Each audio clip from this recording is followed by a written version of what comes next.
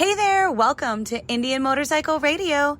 I am your host, Teresa Uncaged. Let's go for a ride.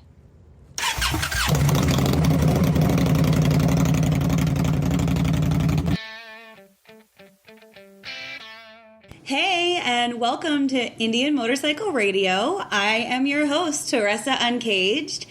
And today I wanted to talk a little bit about my influences into Indian motorcycle. So I brought my best friend, Karen, on the show today because she's really the whole reason why I ride my girl Zaya. Hi, Karen. How are you? Hi, Teresa. So let's start with, when did you start riding motorcycles? I rode on the back of my first motorcycle when I was about 16 years old.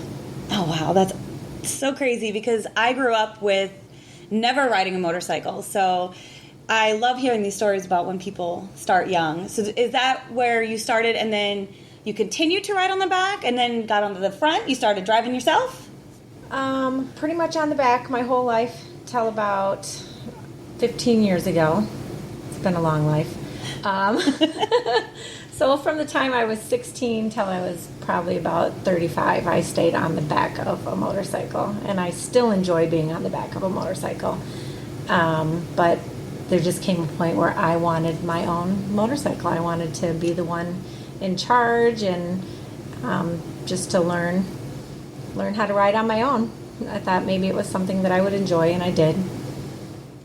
Well, I'm glad that you did, because the fact that you loved it, you eventually nudged me to love it. And I remember we've been friends for a long time, and you used to tell me, you should try riding. You should try riding. And I was so adamant that I'd never ride a motorcycle, and I'm very happy that I eventually did. But at the start of this journey, I remember I took the MSF, and I was getting ready to take the MSF.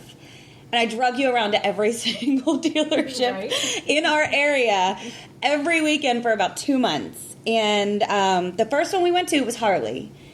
And I got on the Harley, and, I was pretty sold on, the Softail line. I was pretty impressed with that. And I was like, yeah, I'm going to get one of these. Yeah. And then what did you say to me about checking out something else? I'm like, let's just go sit on a couple other bikes. Just go try them out before you make up your mind. You did. I think you kind of had your mind made up for a Harley at that point. Yeah, at that point I was sold on a Harley. And then we went to a couple other places, and we went to an Indian dealer. And I fell in love. And can you tell me a little bit about why you kind of mentioned Indian to me? My next bike will be an Indian when I can afford to get a new bike someday. Because I lost my husband a few years ago, and he always wanted an Indian. So that's on his bucket list, and now it's on my bucket list just to honor him. I will have an Indian someday when I can afford it. Yeah, and that's an amazing story. My next bike.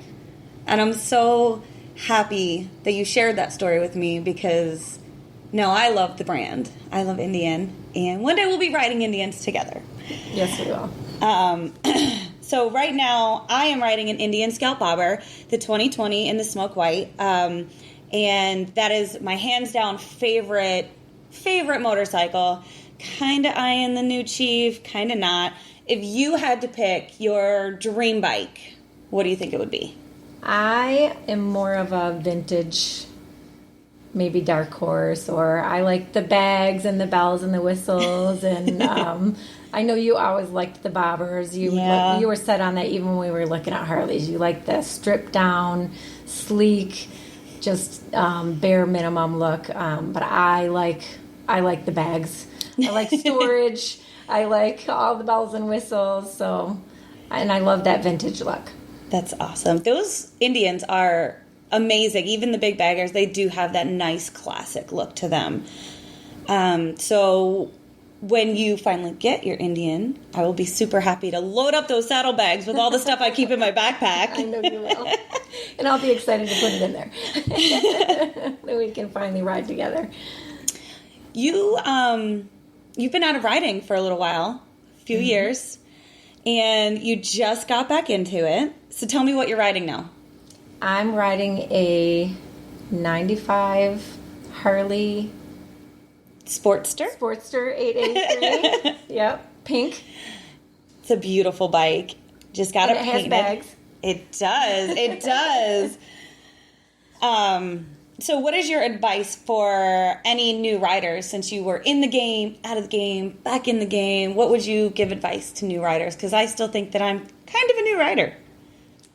Yeah, I feel like you are a daily rider, though. So you have a lot of experience, a lot more than people who are weekend riders, which is what I would consider myself.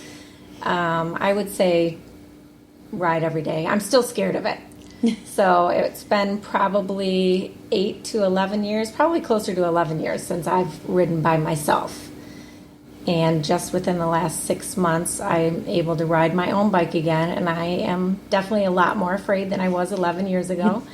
So just a little ride every single day. Like you started. Yep. I remember when you first got yours, even if it was just around the block, you got on that thing every single day. I was so proud of you. So I'm really trying to learn like you did again. You're my inspiration. Thanks. It's funny how that came full circle. Yep. I remember going to pick up the bike, and you actually found the bike for me. We'd been searching together, and you found the bike, and I was like, all right, I'm getting it. And we went up there, and we put the bike on the trailer.